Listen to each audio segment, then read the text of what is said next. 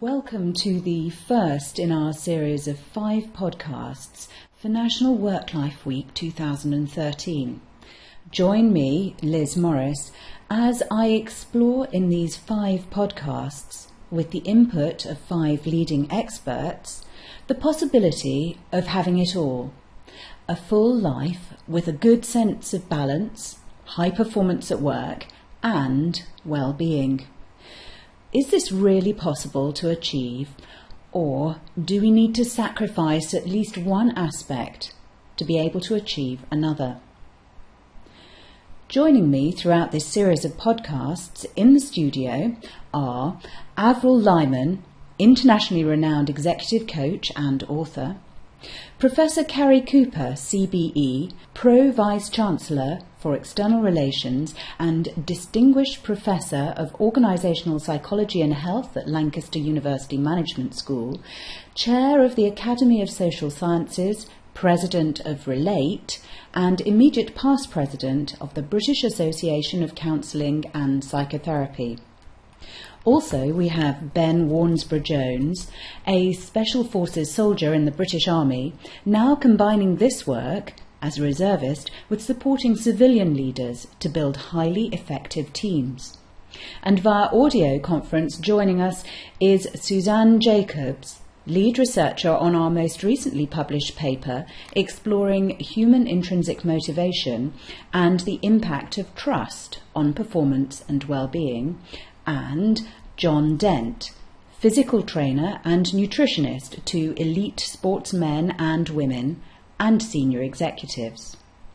In today's podcast, we will explore what it is that really motivates us and how understanding this is the first key to unlocking high performance, balance and well-being.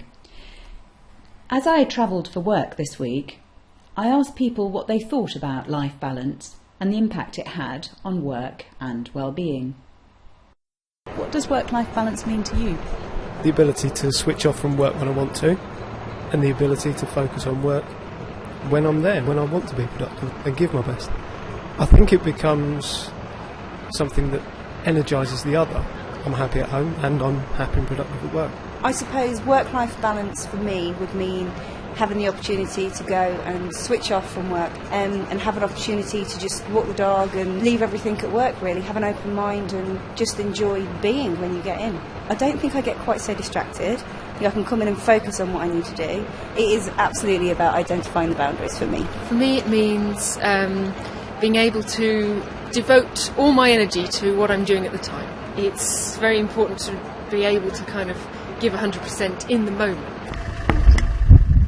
Work-life balance for me is working very hard, giving time out from work as well. Right? It's not all about working, it's about giving family time as well. You have to give space, especially nowadays. Please find a gap. We're boarding and exiting the train. Please find a gap. It means being able to prioritise what's really important to me. So if I'm with the kids, it means I'm there for them. If I'm at work, it means I can bring 100% of myself to work and not be worrying about stuff that's going on in other compartments in my life. Whilst most people I spoke to agreed that having a well-balanced life meant better well-being and the ability to focus and deliver at work, the official statistics show that we're far from achieving this.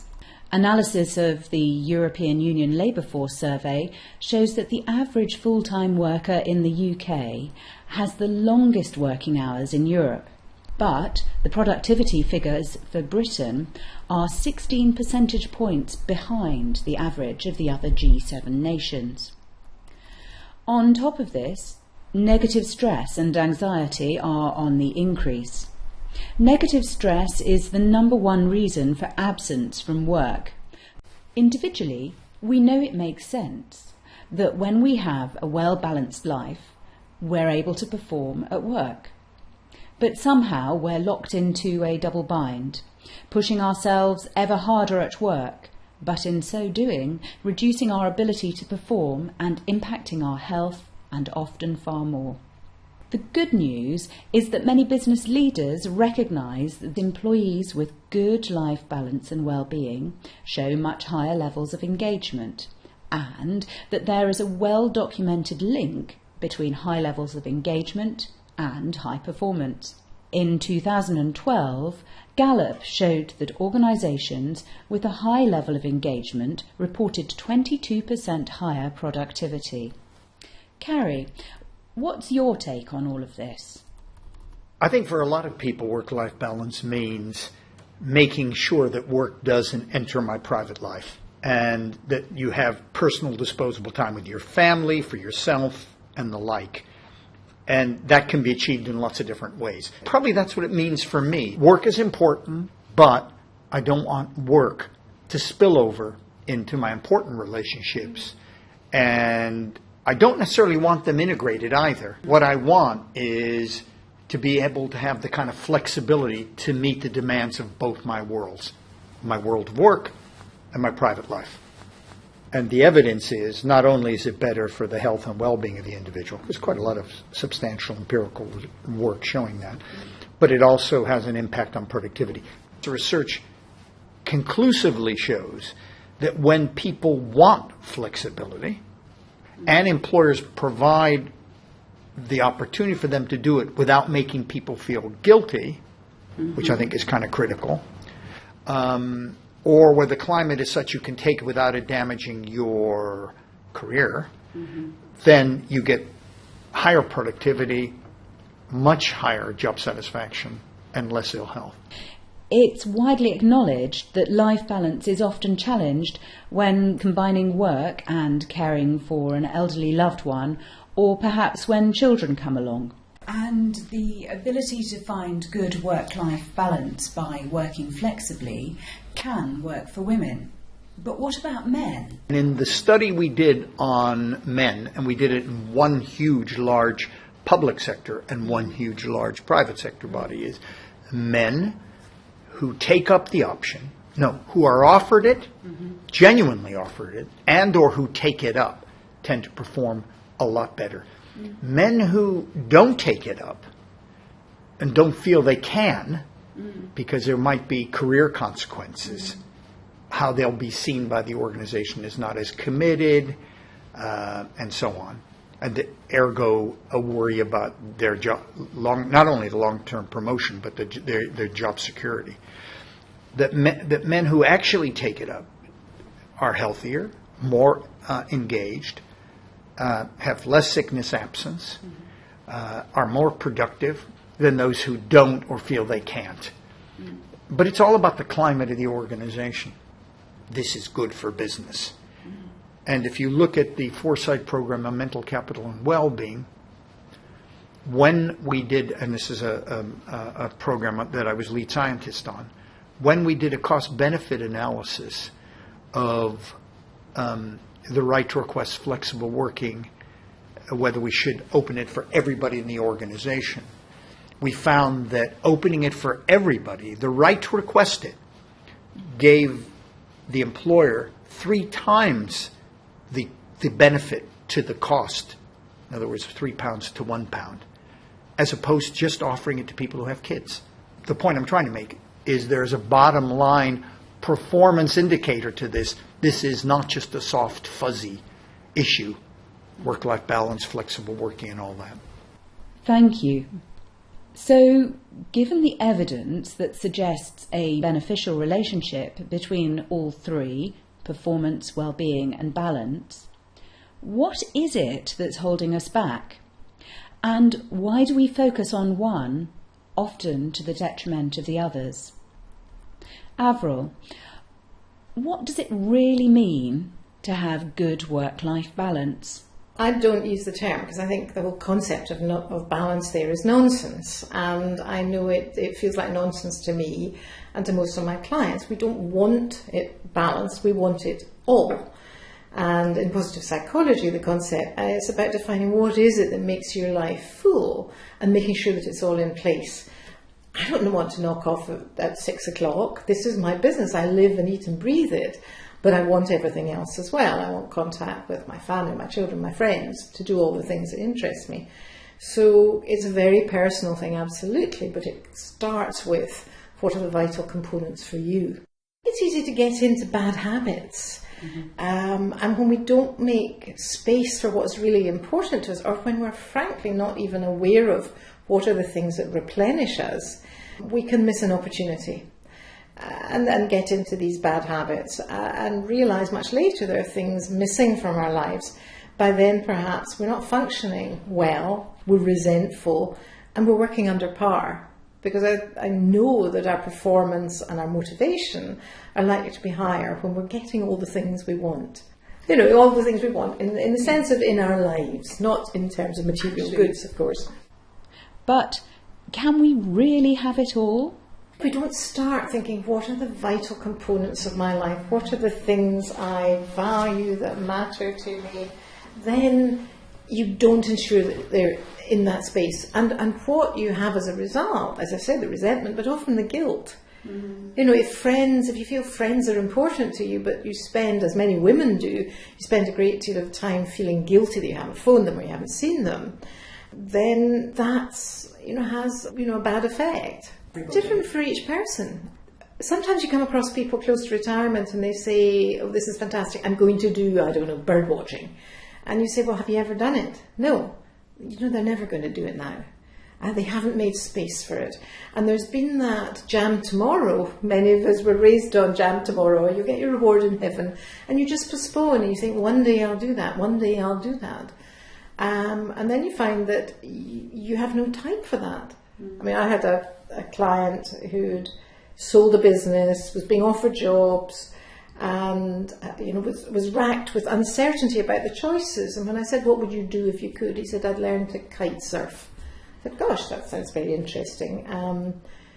When will you do that? Oh, when I retire. Do you not need to be pretty physically fit for that? Yes. Why don't you do it now? And it was a shock at the very concept that he might take a couple of weeks. This was not a financial thing. This was a belief and a values situation where he felt beholden to work rather than do something that had a real interest for him and do it in a timely fashion when he was able to do it. So how do you go about identifying what your personal needs are rather than perhaps what is driven by expectations of our culture or those things that we perceive define success? Well, I think the first big issue, and the thing that scares me about our businesses and our corporate world, is the lack of any time taken to reflect. I find it very frightening that people aren't stopping, having a still moment and looking at what they're doing in any respect. So I would say the first and probably the hardest thing is to reflect, to take stock. Because I think people are very brave and very stalwart and they keep going, whatever life is throwing at them, and they don't take that moment. I think sometimes they're scared, and I think they're sometimes afraid if they stop and take stock, they'll think, stuff this for a game of soldiers, this is not what I signed up for. So not being afraid to stop and think, reflect, look at the options. With everything, with every piece of work we do, it always has to start with knowing thyself. Like all great wisdom, is looking at your life, looking at the times which have worked well, the times which are not working as well, and having a certain honesty about where the frustrations lie and what it might be that's gone to the wall, what you're not making space for, where the cancellations are. And I think that happens quite often now, that people make arrangements and then don't follow through. They'll say they're exhausted, quite justifiably so, but they keep missing out on those other things. So it's got to be very individual, that taking stock. What I do every now and then, usually at the start of the year, being Scottish, rather than making resolutions, I do a mind map. And I put down on that mind map everything that matters to me. And I have to tear up the first one because it usually turns out like a to-do list. Tidy the cupboards and whatever. Then I rip that one up and I think, what are the important things in my life? Family, what does that really mean? Because I think we can beat ourselves up about not being there all the time. When, as a psychologist, I know that's not the critical thing. It's what's the quality things? What are the deal breakers? What will I always be there for? friends, what does it actually mean? How often do I hope to see those friends? Why don't I put it in the diary now? Exercise, rather than a guilt-inducing process, really looking at what you want to do, whether it's to learn how to play tennis or whatever, but beginning to populate that mind map with the important things and the important things in work. That it's easy not to get on the register like I want to write another book. So it's got to get in there, because the pressures of daily life will sometimes make you forget.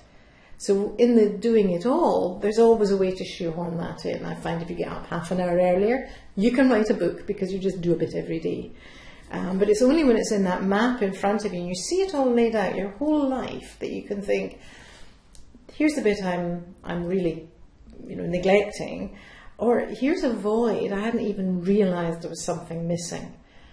Because for many people, they're very serious about their work and they forget. It's certainly under the pressure. Many of my clients are in the financial sector, and the last few years it's been full on, and many people are weary. And there have been times when taking some time to do anything for yourself wasn't an option. But that can become a habit, and that's a habit that needs breaking. Susanne, what has the evidence shown us about the importance of values and priorities in terms of motivation and performance? The energy and the motivation that comes with knowing your priorities, knowing your values and living to them is hugely rewarding and also satisfying in terms of life satisfaction. And that helps everybody be at their best rather than trying to struggle for unobtainable icons. As human beings, is there a core set of needs that we seek to fulfill in order to be able to have a full life? There absolutely is. Through both meta-analysis of an enormous amount of data that's already out there and evidence that's already out there in the fields of evolutionary sciences and biology, cognitive neuroscience and psychology, search that I led, I've been able to pin it down to 8 intrinsic motivational drivers, things that we are all seeking to be able to fulfill. And that's in addition to food and shelter, warmth. And you can break those down into learn and challenge, choice and autonomy, belong and connect, fairness, and voice and recognition, purpose, significance and position. And the last of those 8, Liz, is security and certainty. Could you break these down a bit more for us? What is the basis of these needs or drivers, and how do they affect our well-being and sense of balance and our ability to perform at work? Learn and challenge. If we don't learn, and we learn through challenging ourselves, then actually we don't adapt, and of course it's all down to survival.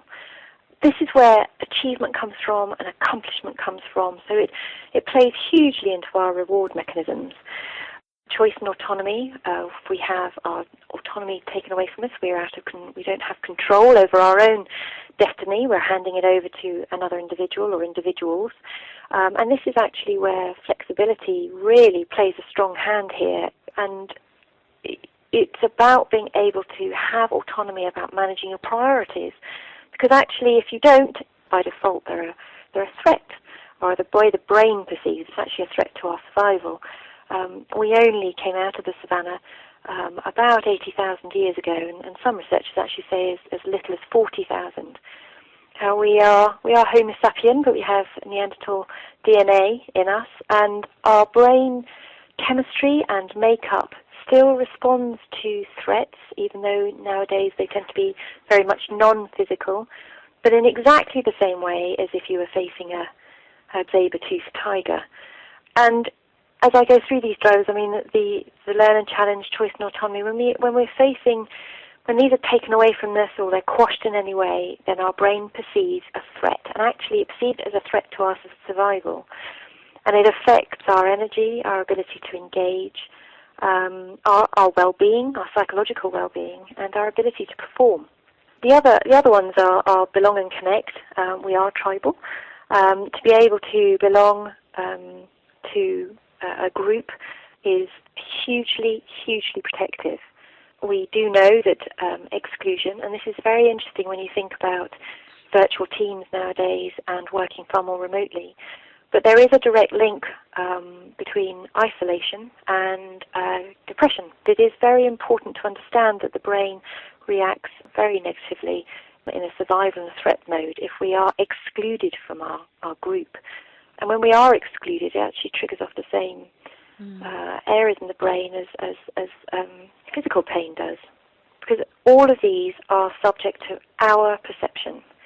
Our perception is unique because our brains are unique and they're wired based on our experiences. But how we perceive each of these and create the fact in our world is how we will respond, even if the intention was not to exclude. And actually the one that brings that to life in terms of difference in perception is fairness is another intrinsic driver. We react incredibly badly when we see things are unfair. But of course what's unfair to me may not be unfair to you and may not be unfair to somebody else. We're looking constantly for social justice, organisational justice. This is not the same as being treated exactly the same, but it's about being treated fairly. Voice and recognition, we are all looking to be seen, heard and recognised, and we need a safe place to be able to put forward our ideas. Purpose, to be part of something that is greater than ourselves. We are goal-orientated. To achieve a goal, like I was talking about in the Learn and Challenge piece, it's hugely rewarding to our brains. But actually creating a sense of purpose and understanding where our role contributes to our community and of course, our organisation. Significance and position in terms of where we see our significance within our team. Now, this does include status, and we're constantly looking for sort of ranking our pecking order, if you like, but it doesn't mean that you have to be at the top of the tree. What it means is that, how significant am I as a valued member of the team, the family, the unit, the community, whatever it may be. And the last of those 8 is security and certainty, which is a slight juxtaposition to Learn and Challenge, but our brains pattern match. It looks at everything that's happening right now and compares it to everything that's happened in the past. By doing so, and does so incredibly quickly, it will tell us, I know this is safe, that's fine.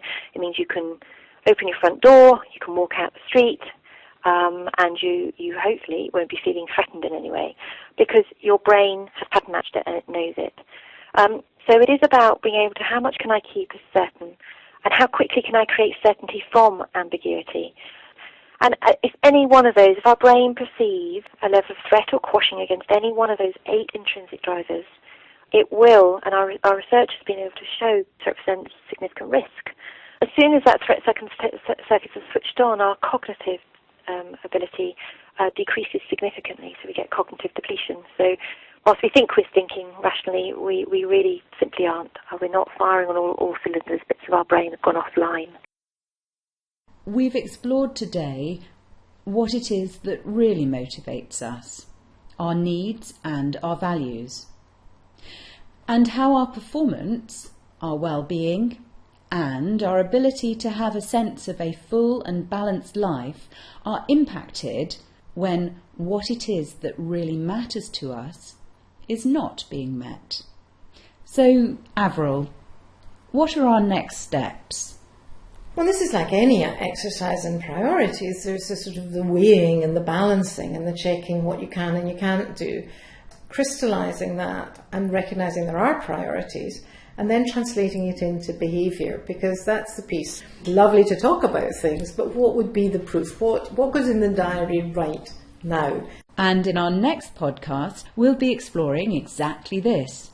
Can you choose how to direct your internal dialogue in order to unlock and build new positive behaviours, a full life with high performance at work and a good sense of balance and well-being? In the meantime, you can download 2 exercises from the Working Families website that will help you identify your needs and values. Go to the National Work-Life Week podcast pages at www.workingfamilies.org.uk and follow the links. From me Liz Morris, and with huge thanks to our panel of experts. Until next time, goodbye.